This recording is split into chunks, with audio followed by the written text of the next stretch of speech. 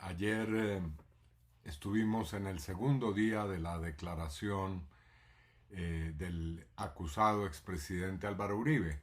Aquí un resumen de sus aspectos esenciales.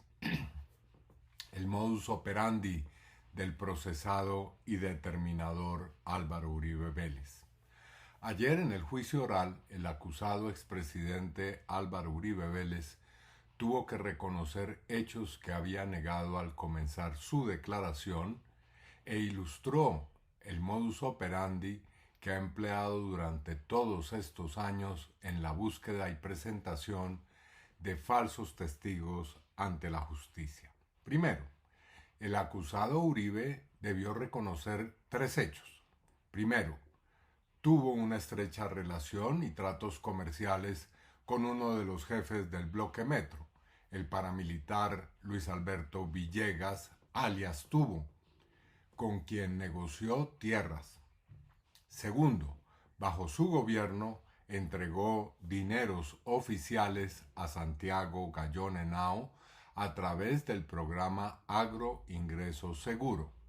Tercero, en el municipio de San Roque y sus corregimientos sí existieron grupos paramilitares.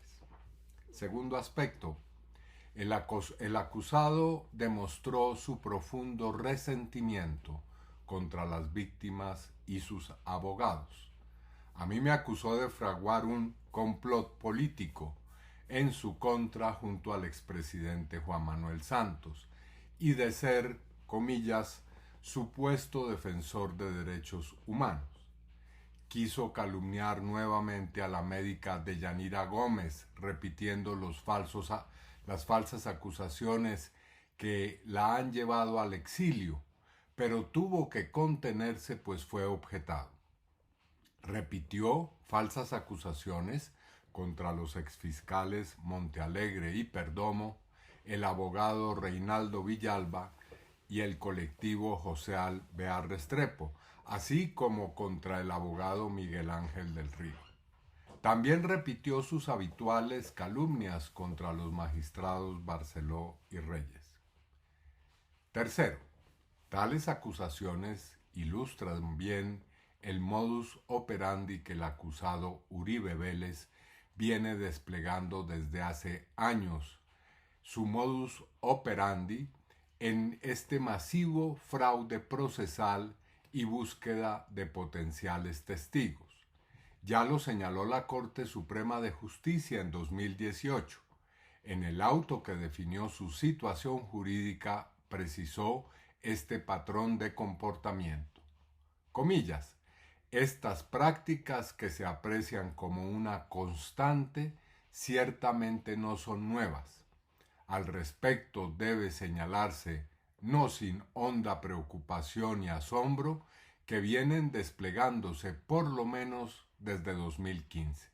Y agregó la Corte, en este modus operandi, si bien es cierto, variaban las personas como instrumentos, respecto de las causas se sucedían los abordajes desde una óptica finalística, invariablemente todos eran guiados por quien quedó evidenciado y demostrado era el senador Uribe Vélez a través de, en este caso, Diego Cadena.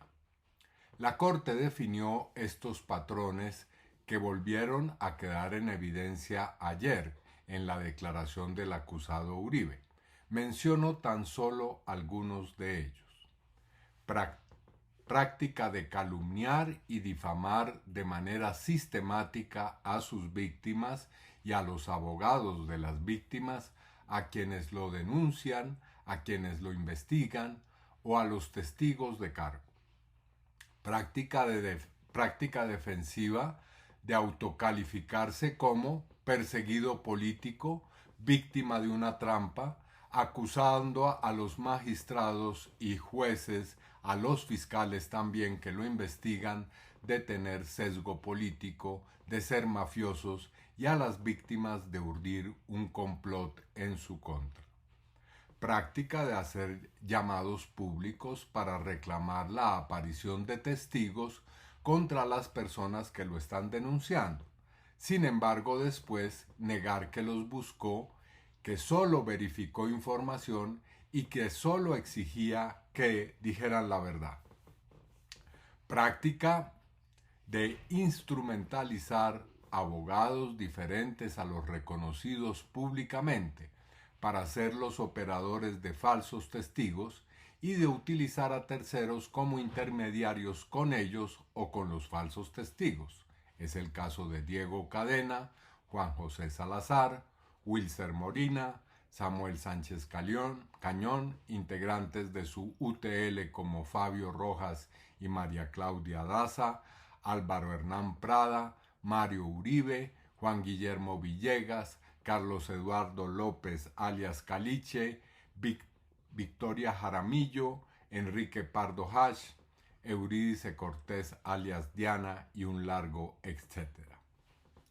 Práctica de acudir a paramilitares y jefes del narcotráfico para que contribuyan en la búsqueda de falsos testigos o declaren falsamente, como es el caso, lo veremos, de Hernán Giraldo alias Cesarín, Juan Carlos Sierra alias El Tuzo, Ramón Quintero San Clemente alias RQ o el Señor de Buga, Diego Pérez Henao alias Diego Rastrojo o Vinagre, entre muchos otros. Bueno, mañana seguiré comentando estas prácticas criminales.